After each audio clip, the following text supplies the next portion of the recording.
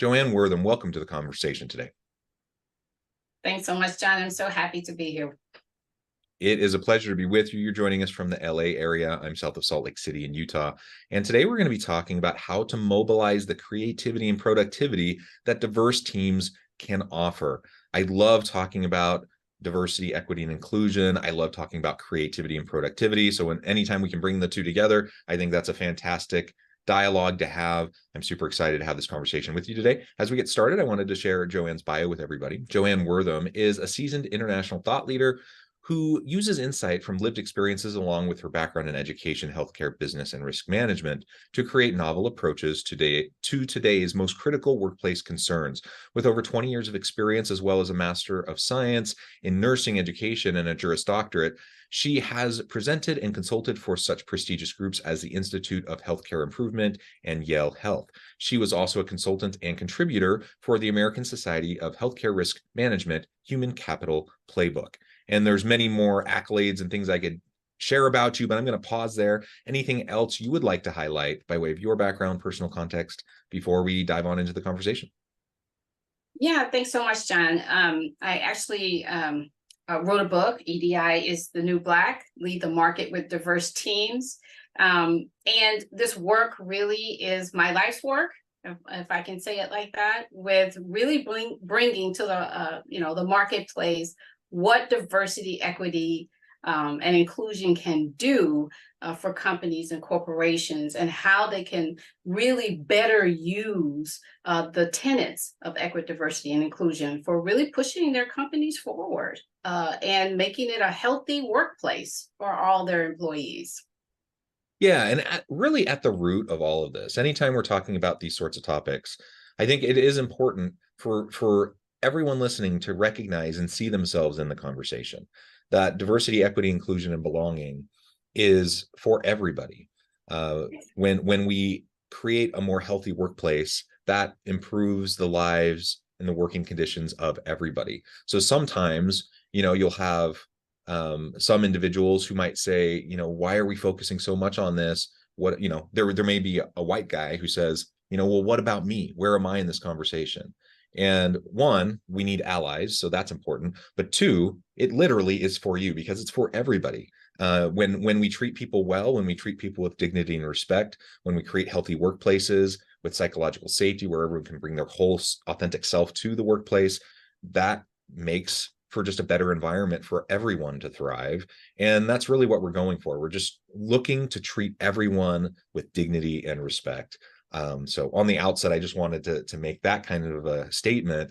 Now, as we move in to talk about diverse teams, we're going to get into the creativity and productivity piece here. And hopefully it's really obvious, and maybe it's a bit repetitive, but maybe you could outline for us some of those distinct benefits and values that come from diverse teams in comparison to more homogeneous types of teams.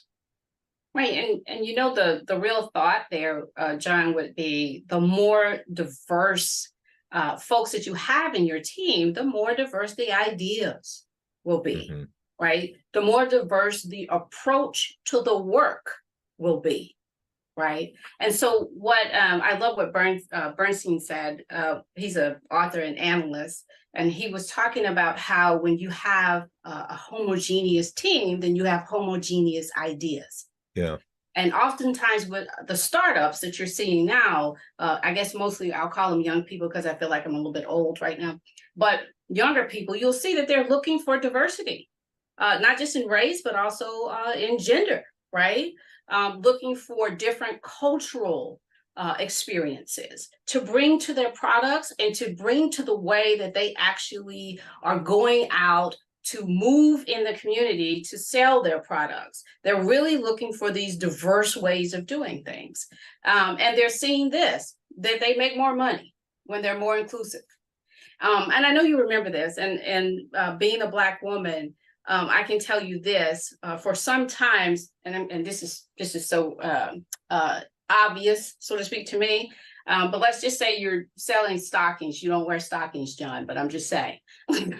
You're selling stockings. For a long time, I couldn't get any that were my color, the color of my skin, right? Yeah. And so it left this gap in the market. because you were selling something for the majority and excluding minorities, right? And so in so doing, you were losing money. So, and it presented this gap in the market that other companies came in and filled that gap because there was no diversity. Let's even say for makeup, there was no diversity. So you had these companies coming in and filling those gaps. So today, you're seeing that all of these companies are looking at, wait a minute, right now, and I think this was in Times Magazine, they were talking about how minorities are growing here in the United States and across the world or what have you, and citing that if companies didn't move in that direction to be more inclusive of everyone, that they were going to be the losers. They were not going to be able to lead the market with only serving one part of the population, whatever part that might be. And so the innovation, to answer your question, the innovation, bringing cultural concepts into how you make your product, but then also how you market your product.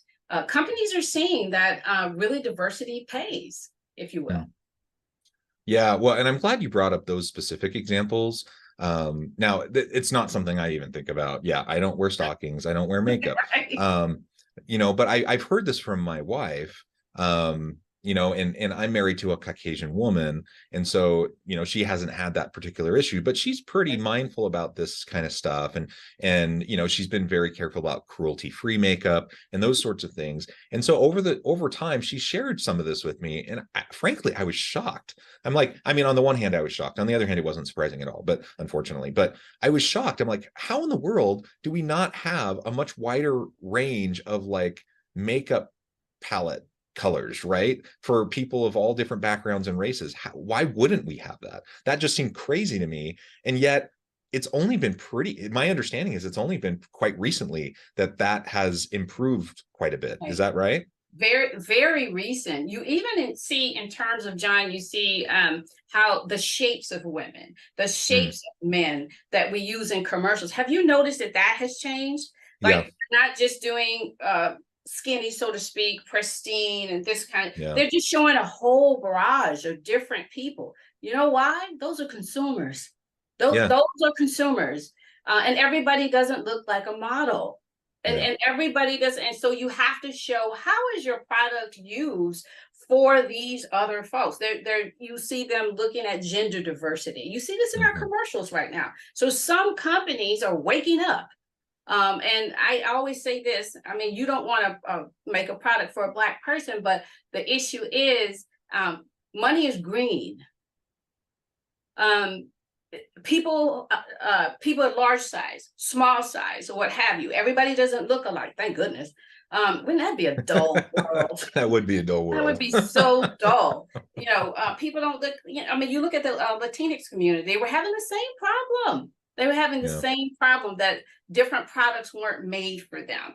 And so I think some companies, not all, but some companies are waking up and seeing that we have this whole world, right? And here's the thing, we're not just talking about the United States of America. I mean, we're talking about this whole world that you could be selling to, this whole community, world community, right? And so for your companies and corporations that are looking at this as a worldwide community, you're going to find out they're doing better. Yeah. And again, it's kind of crazy to think that you wouldn't be doing that, regardless of, you know, even thinking about race equity, you know, racial gender issues or diversity, equity, and inclusion, like just from a pure like dollars and cents, you know, bottom line perspective, you'd think, of course, why wouldn't you be creating makeup lines that work for everybody so you have a bigger market, right? So it is crazy that it's only been recently, like within the last couple of years, is my understanding, that's become more of a common thing. And like you said, just the representation in media and commercials and such, for different body types and different gender expressions and all sorts of things, that has changed quite a bit just recently. So, you know, I think it's worth making a really important point here, that for the business case for diversity, equity, and inclusion is incredibly strong. You know, the pure dollars and cents of it just makes all the sense in the world that you would do this. That's not even getting to what I think is the bigger and more important conversation, and that is around the human case of like, we just need to like treat people well, treat people with dignity and respect, and of course we want to give everyone a fair shake in the marketplace and in the workplace, and that's just the right thing to do, right? Right. But even if you can't get there, or even if that's a hard argument to get your C-suite executives to kind of buy into, man, just make the business case, because it's clear that you're going to have a bigger market, you're going to sell more stuff, more products and services. And the other aspect that you started to talk about and gave a couple examples of that I want to highlight too is just the creativity piece. Like when you get people from different backgrounds, and it doesn't need to just be gender or race, ethnicity, some of the more kind of visual, obvious types of diversity, but just Right. cultural differences, socioeconomic differences. You come from different upbringings, different values, different perspectives. You have different lenses through which you see the world. And when you have teams like that can come to the table and have meaningful conversations and push back on each other, you're going to get better ideas. You're going to get better products and services that are going to meet the needs of the marketplace better. You're just going to have better stuff. And so it just makes all the sense in the world that we would try to do everything we can to make sure we have really healthy, safe, dynamic, diverse, and inclusive teams. For the most part, John, if you look at what we have done in the past, it really was more of us looking at the moral, part of it. Companies saying, well, we just need to get more, and I call this counting. We just needed to get more numbers of women, numbers of Latinas, numbers of Black. And so we counted how many we had, but we weren't really using the actual value of those people in producing products and services. We were just trying to make them more, and I'm not saying anything's wrong with that, but we were counting, okay? We were counting, trying to make sure that the numbers were right. We moved from that over to what I call niche, meaning that some companies said, oh my gosh, I need to hire a Black person so they can be over the Black, communities and Black products, so that we can get out there, and actually compete. Nothing wrong with that. Nothing wrong with that. But when you look at this new model of the learning organization, that's really where you want to head. You want to know how these people, and that would be the ones that you were explaining here, maybe they're from a different part of the country. Maybe they have a different cultural. How do they do the work? How is the work done differently? How can we learn from them, become a learning organization in terms of equity, diversity, and inclusion?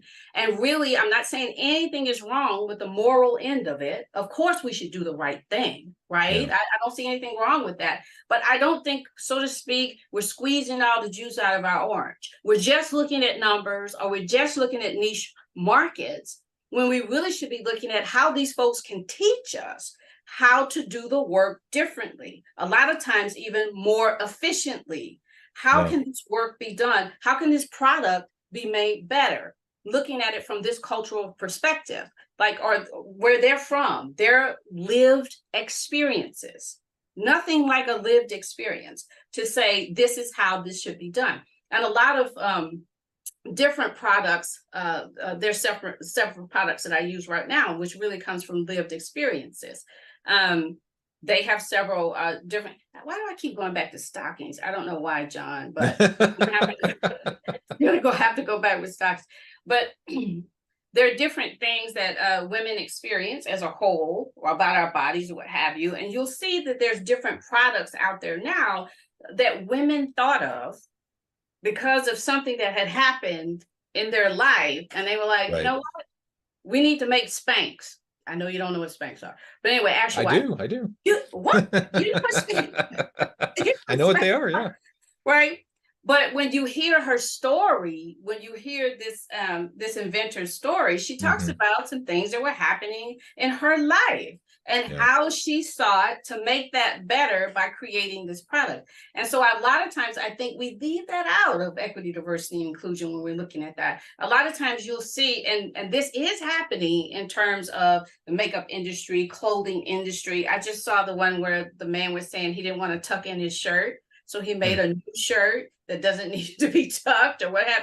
All these ideas coming from women, men, other gender identities, or what have you, race, ethnicity. We're creating new products. We're creating a new world that better fits who we are right now. Different expressions of the human experience. But you'll lose all of that if you're just looking at, I want to hire this particular group.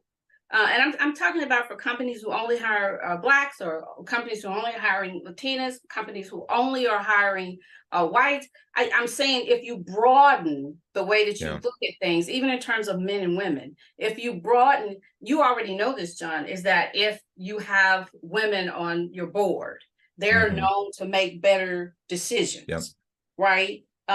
So I'm saying that if we look at it from the perspective of making the environment better for the people who are working there, we spend 1/3 of our lives at work.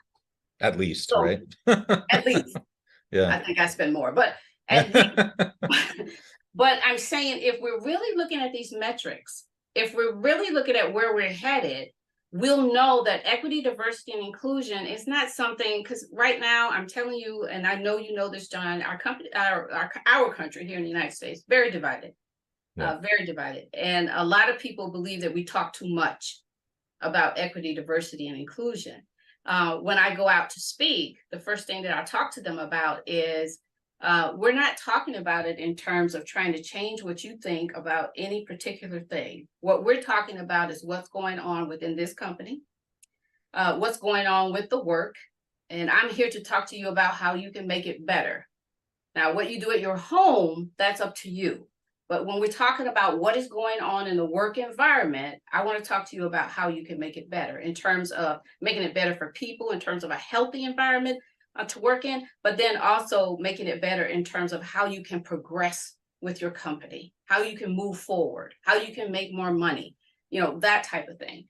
They're shocked by that because I think when I show up, they think I'm going to browbeat them about how they should think about race and culture. But that's not what I do as a consultant. I'm coming in to talk to you about how to make your work environment better and your business better. Now, in terms of, biases and what have you, I really talk about how that's affecting the work and how that is affecting you, right? While you're at work, right? And how you can get the best out of your employees by assisting with not having, microaggressions and different types of biases, doing what you can to decrease bias, because we all have bias, doing what you can to decrease that. I'm talking about how to affect the work environment and how to affect the work. Yeah, well, you're right. We're an incredibly divided country, politically, socially, economically, and very polarized. And so these types of conversations can be tough, in part because it's become increasingly politicized to talk about equity, diversity, and inclusion. Unfortunately, in my mind, it's not a political issue at all. It's just a human issue. It's just it's a business issue, a human issue. It's just how do we treat each other well? And my belief is that most people want to be treated well and want to treat others well. I don't think most people wake up in the morning thinking, how am I going to be a racist bigot today? Most people, the same thing, John. Most people want to do right by others. And we all have our conditioning. We all have our own upbringings and background. We all have our lenses through which we see the world. We don't need to complicate an already complicated set of conversations by making this political in a really polarized, divided environment. So I think that is a really important thing. So people don't feel defensive immediately, when you're trying to have just open conversations about something that is about how we treat each other well and how we leverage the unique talents and insights of different people, because everyone wants to be effective at work. Everyone wants to have a good company, and everyone wants to do good stuff and cool things and provide good things to the community. And so this is one of those ways that we can really do that.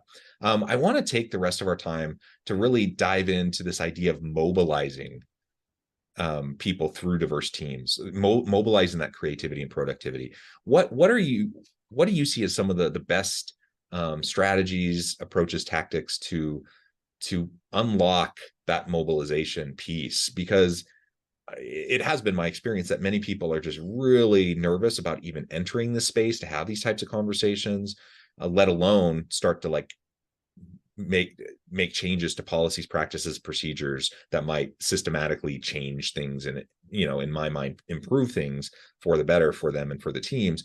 How do you start that process to mobilize the creativity and productivity of diverse teams? Well, it's all about community. And so one thing that I teach, and one thing that I believe very much in, is that if people believe that they belong to a community, they will protect each other. Hmm. And one of the things that I work with is, who do we have in our community? What type? And this has been my experience on teams that I work on. We have various differences and what have you in our teams, but I notice, and even more so now, that if we think that a team member has been treated poorly or badly or what have you, because they are a part of the community, you'll see those community folks sticking up for them. So when you don't have a sense of belonging and you don't have a sense of community, then you'll see kind of everybody going to their corner. So mostly I'm promoting becoming a part of a community and making that community responsible for itself. It starts at the bottom and then goes all the way up to the top. And so how can we do this? So one thing, and I'm always talking about this, is the issue about authenticity. Yep. Letting people be who they are at work. How can we support that? Some of the things that we have done in the past, let's talk about our Asian colleagues. You'll see, and I always wondered about this, John. I was wondering how one of my Asian colleagues was called Sally, because I knew that that wasn't an Asian name. She talked to me about angelicizing and how that they would get somebody to kind of redo their name so that they could be accepted. I didn't even know that that came from like colonial times. When they wanted to work in the Englishman's house, they had to change their name to a more English name. We see that now, John, in terms of code switching with African Americans. There's a what we call professionalism, which is really based on a white ideal, right? Yep. And then you whiten your name. So if my name is Tamika and it's Tamika Nicole, I don't put Tamika on it. I just put Nicole and put my last name and whiten my name so that I can get that interview or I can get in there. And then I have people calling me Nicole. So what psychologists say about that, though, is you're actually taking away from the authenticity of that person. Now, this is the person that we want in our community. And when we want these people in our community, we want them to be their authentic selves, because it has been proven over and over and over again. That's where the innovation comes from. That's where the creativity comes from. So if you want to mobilize creativity and you want to mobilize the innovation of your product and your services, you want people to come to work as their authentic selves. So if they're wearing dreadlocks, I assure you that's not going to affect their brain. That does not affect your brain at all. And professionalism, we're going to have to really look at that another way. Is it, and you can look through the years, John, professionalism has changed. Used to be, men at work and women were at home. Used to be you had to wear a suit. Now they're saying you can come in, basically casual. I mean, this has changed over the years. This is not a set of rules. And I think that when we don't allow people to be their authentic selves at work, we run into this obstacle of really mobilizing the creativity and innovation that they can bring to the table because they're too busy pretending to be someone else. So it takes a lot of mental bandwidth to do that. Oh my gosh. Just the code switching. And I'll tell you this, John, and I'm fine with it. And people laugh. And I think that's one of the reasons why I, get my, kind of get invited back, is because I just tell them what happened to me. I had my white girl voice. And if I'm on the phone, I would do my white girl voice. But when I'm talking to people off the phone, or I'm talking to some of my colleagues or some of my Black friends, then I could be myself and I talked a whole different way. And I would code switch back and forth, back and forth. It's exhausting. It's absolutely exhausting. And because I was trying to be someone else, and I talk about that in my book, I found out that I was really just trying to be someone else and trying to fit into this mold where I actually didn't fit.